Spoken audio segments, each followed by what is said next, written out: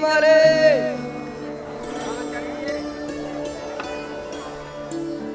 आस्था रखोगे तो सब कुछ है, नहीं आस्था रखोगे तो कुछ नहीं है। भगवान की जय।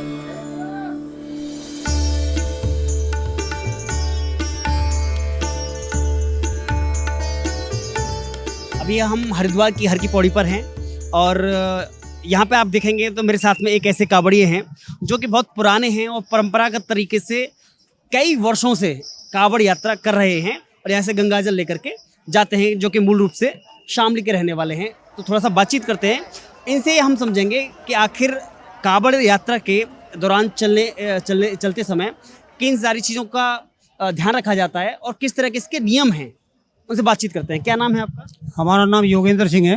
तो अभी आप क्या कर रहे हैं? अभी मैं कावड़ को सजा रहा हूँ ले जाने के लिए, तैयारी कर रहा हूँ।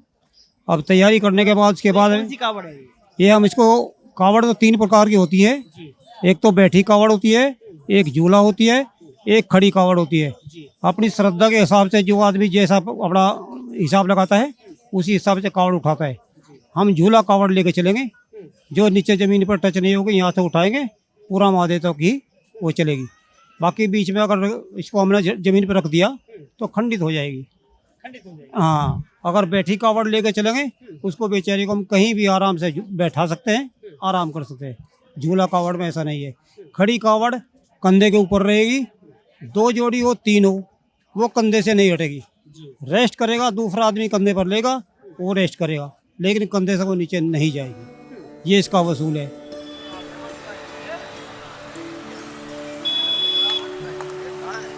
कंधा बदली करते समय कभी भी कावड़ को सर के ऊपर से नहीं, पीछे से टर्न करके ले जाना, सर के ऊपर से खंडित हो जाएगी। एक गुल्लर का पेड़ होता है, जो पेड़ के ऊपर छोटे छोटे गुल्लर लगते हैं, उससे हमेशा बच के चलना है, क्योंकि अगर उसके नीचे से हम निकल गए तो जल्द सूख जाता है, मेहनत काम नहीं होगी। इसके बहुत फायदे हैं और बहुत नुकसान भी है। फायदे उसके इतने हैं, यदि इसके बारे में जानता है तो फायदे ही फायदे हैं, नहीं जानता तो वो तो वही कहते हैं ना, जहाँ से देखेगा शॉर्टकट रास्ता ढूंढेगा। उसकी तो बुरा हो भला हो, कैसा पेड़ है कैसा नहीं है, किस रास्ते जाना किसने, वो तो वहीं से भागेगा। लेकिन इसको कभी भी कावड़ पर चलते समय भी मैं अपना बायां रूट इस्तेमाल करो, दाईं तरफ मत जाओ, क्योंकि दूसरे वाहनों को भी रास्ता देना है, अपनी पावर नहीं दिखाना है। शांति से जाना है, शांति से आना, यही कावड़ का वसूल है।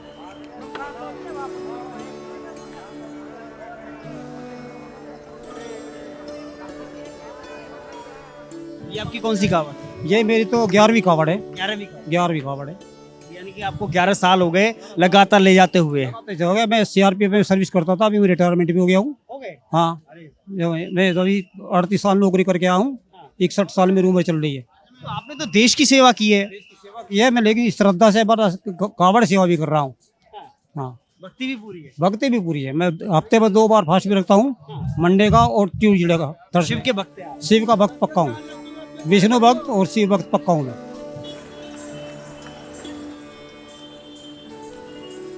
देशभक्ति में और भगवान की भक्ति में है, कैसे देखते हैं? देखो, देशभक्ति भी हमारे लिए सेम है, क्योंकि 38 साल नौकरी करनी तो देश की भक्ति थी जी। लेकिन उसी के साथ साथ भक्ति करना सेवा भक्ति भी है और अपनी श्रद्धा भक्ति भी है। लेकिन हम दोनों को एक नीति से देखते हैं, दोनों को समान समझते हैं। दोनों में कितना सुकून मिलता है और कैसे मिलता है? दोनों में सुकून इतना है कि हम इसमें कष्ट उठाकर जाते हैं, इसमें सुकून मिलता है।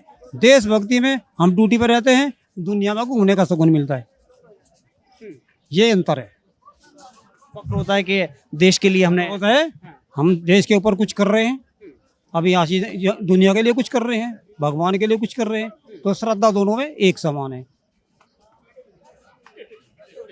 बिल्कुल, आस्था जरूरी है। आस्था जरूरी है। आस्था रखोगे तो सब कुछ है, नहीं आस्था रखोगे तो कुछ नहीं है। आजकल आस्था को ही अंधविश्वास कह दिया जा रहा है। अंधविश्वास ऐसा है ना, जिस आदमी को आस्था के बारे में पता है ना, वो अंधविश्वासी कहा गया। आस्था है, यदि अपने मन को साफ रखोगे, आत्मा को साफ रखोगे तो आस्था है।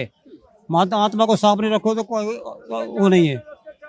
पहली बार आपने उठाई थी कावड़, तो कैसे, क्या सोच के उठाई थी और किसके कहाँ से आपको पता चला था कि भाई कावड़ उठाना है और इसलिए उठाना है? मेरे गांव के पास से जब हम पढ़ते थे, हरियाणा की तरफ से लोग कावड़ लेके जाते थे, मैंने किसी श्रद्धा से कोई बोला नहीं, कोई वो नहीं किया।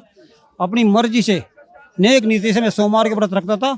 कभी मैंने भी सोचा था कि मैं भी कभी इसमें भाग लूंगा, तो मैंने भाग लिया, चल रहा तब सही। लेकिन आप देखें तो उस समय जब आप बता रहे हैं लगातार 11 साल से आ रहे हैं, तो इस बीच में 2 सरकार हमने देखी, पूर्व में अखिलेश सरकार, सपा सरकार, और वर्तमान में योगी सरकार। तो दोनों की व्यवस्थाओं में और कांवड़ यात्रा के दौरान उसे कैसे देखते हैं? नहीं, व्यवस्था तो योगी की अच्छी है। किस तरह? व्यवस्था योगी की अच्छा, प्रोटेक्शन जो सुरक्षा दी है पुलिस की, हर जगह सुरक्षा है। बाकी जिसको करना हो तो करेगा भाई, खाली जगह। पहले सुरक्षा नहीं थी? सुरक्षा पहले थी लेकिन इतनी नहीं थी, अभी सुरक्षा ज़्यादा है। और इसी सुरक्षा के कारण इसमें जनसंख्या बढ़ रही है। जो सुविधाएं बढ़ रही हैं। हाँ, कावड़ों में बहुत सुविधाएं भी बढ़ रही हैं, जनसंख्या भी बढ़ रही है। अब हमने देखा कि मुजफ्फरनगर में, शामली में, बरेली में, खासतौर पर बरेली में तो दंगे हुए रूट को लेकर के, कावड़ रूट को लेकर के, हिंदू मुसलमानों के बीच, यहाँ तक कि उसमें मौत भी हुई बरेली के अंदर। बरेली का इलाके में मैं नहीं पुरानी बात कर रहा हूँ, 2012 की बात कर रहा हूँ। हाँ, बरेली के इलाके में मैं नहीं कह सकता, अपने इलाके की बात बता सकता हूँ। अच्छा, कभी आपको, क्योंकि हम देख रहे हैं कि जिस रूट पर जो मस्जिद पड़ती हैं उनको ढका जाता है, कवर किया जाता है, उसको देख करके क्या लगता है? अब ये तो उन्हीं के बारे में उनको मालूम होगा, इसलिए ढका जाता है, कोई कुछ फेंक ना दे। कभी आपको ऐसा लगता है कि मुस्लिम बाहुल इलाके से जब आप जाते, कभी आपने ऐसा देखा कि मुसलमानों ने आपका स्वागत किया हो, आपके कावड़ यात्रा के लिए आपको खिलाया पिलाया हो? बहुत किया है, स्वागत बहुत किया है। बरवाड़े वाले, शाहपुर वाले रोड से जाते थे हम, मुसलमानों ने खूब स्वागत किया हमारा, बहुत अच्छे से। रात में नाइट बुक गुजरे, हमको छोड़ना गए रास्ते तक, दादोगढ़ तक। ठीक है, आपके अनुभव के आधार पर मैं फिर उसी पे आता हूँ और नियमों पे आता हूँ, जो आप नियमों की बात कर रहे थे। अभी हम एक चीज और देख रहे हैं, यहाँ से जब देख रहे हैं कि युवा आ तो रहे हैं, लेकिन किसी होड़ में हम देख रहे हैं कि जितना खुद का वेट नहीं है उससे ज्यादा वो जल उठा रहे हैं, और फिर उनको रास्ते में कष्ट सहने पड़ रहे हैं। तो उसे आप कैसे देखेंगे? देखो, उसका सही तरीका क्या है? वो अपनी अपनी श्रद्धा है, इनकी यूनियन बनी हुई है। जिस यूनियन में जो अच्छा ज़्यादा वेट लेके जाएगा उसको वो इनाम देते हैं। वो यूनियन जो है, जो ज़्यादा वेट लेके जाएगा उनको इनाम देते हैं।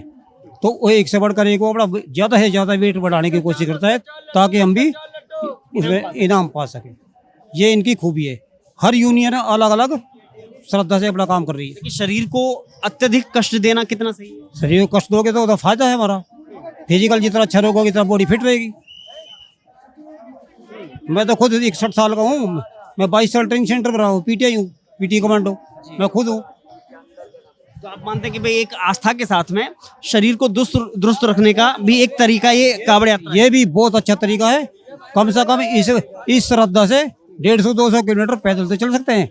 बाकी तो कुछ लोग घर से नहीं निकलते, इस बहाने निकल तो जाएंगे। हाँ, तो यही मेन कारण है, थोड़ा फिजिकल भी फिट हो जाता है, श्रद्धा भी पूरी होती है, फिजिकल भी फिट हो जाता है। जब इसी श्रद्धा को कुछ विपक्षी नेता या जो विरोधी नेता हम कहें तो कहते हैं कि ये लोग वो हैं, ये बेरोजगारों की भीड़ है, या फिर जो उत्पात मचाने वाले हैं उनका एक झुंड है, या फिर कहें कि ये अंधविश्वास है, कहा जाता है कावड़ियों को। तो इस पे क्या कहेंगे? देखो, राजनीति में मैं नहीं जाऊंगा, तो वो सब अपनी रोटी सेकने वाले हैं। आज ये सरकार है, वो रोटी सेक रहे हैं, कल वो सरकार होगी, रोटी सेकेंगे। राजनेता में चलता है ये सब, अपने अपनी रोटी सेकते हैं, ये तो है। कैसा लगता है कि जब योगी आदित्यनाथ स्वयं हेलीकॉप्टर में बैठ करके और इस कावड़ियों के ऊपर पुष्प वर्षा करते हैं और पूरे उनका स्वागत करते हैं? वो तो बहुत अच्छी बात है, बहुत स्वागत है, मतलब हर्ष होता है, दिल खुश होता है। कम से कम देश का एक मुख्यमंत्री हमारे पास फूल बरसा रहा है, जबकि हमारे पास कोई जल भी नहीं बरसाने वाला, बारिश भी नहीं पड़ती, वो फूल तो बरसा रहा है। हाँ, बहुत श्रद्धा होती है जब वो फूल बरसाता है, बहुत खुशी होती है। ड्रोन भी कभी कभी चलते हैं हम, तब भी बहुत खुश हो जाते हैं कि हमारा फोटो खींच रहे हैं। कोई पंखुड़ी आ जाती है, हाँ सही बात, पसंद होता है। बिल्कुल बिल्कुल सब कुछ। तो एक यूपी के एक मुखिया के बदलने से आपको लगता है कि एक यात्रा में भी परिवर्तन आया है, एक नया उत्साह आया है व्यवस्थाओं को लेकर के, सुविधाओं को लेकर? देखो, परिवर्तन की तो बात में बताया, तो जो सरकार आती है सब अपने अपने रूल चलाती है, ठीक है। लेकिन इसी सरकार ने अभी इसमें तो मानना पड़ेगा, इसमें सुरक्षा की दृष्टि से थोड़ा ठीक है। अच्छा किया। हाँ, अच्छा किया। बाकी रूल तो सब ने, रोटी सेकने के लिए कोई किसी रूल में चलेगा, कोई चलेगा।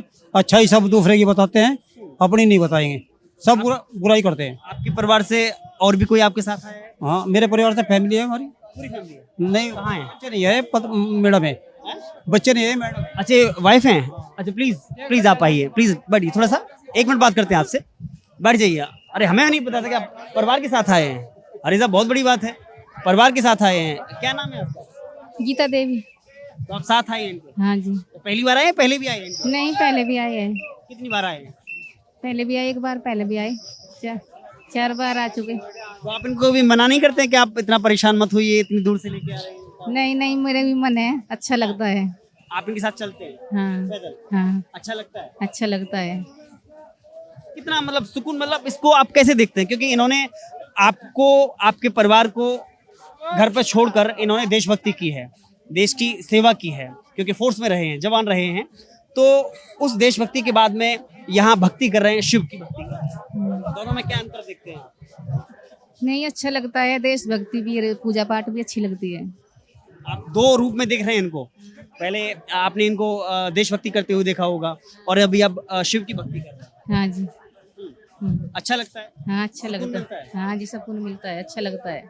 और जो लोग कहते हैं कि ये ढोंग है, पाखंड है, अंधविश्वास है, या फिर एक भेड़ चाल है, या कहें कि एक बेरोजगारों की भीड़ है, उनको क्या कहेंगे आप? ये तो देखो जी, सबके विचार अलग अलग है, जी, उनके अलग अलग जैसे विचार, ऐसे उनके मन में ऐसी बात करते हैं। इसलिए ऐसी बात करो। हाँ तो अभी रास्ते में आप जाते हैं तो सुविधा आपको मिलती है, अच्छी हाँ जी, सुरक्षा ठीक। मिलती है? हाँ, ठीक मिलती है। कोई डर तो नहीं रहता है? नहीं नहीं, कोई डर नहीं रहता। बहरहाल इनसे हमने विशेष बातचीत इसलिए की क्योंकि अच्छा हुआ कि पूरी फैमिली के साथ में ही आए हैं, क्योंकि ये पुराने कावड़िए हैं और 11वीं इनकी कावड़ है। खुद ही अपनी कावड़ सजा रहे हैं, लगा रहे हैं, और कल कितने बजे उठाएंगे? कल 4 बजे उठाएंगे। सुबह 4 बजे उठाएंगे।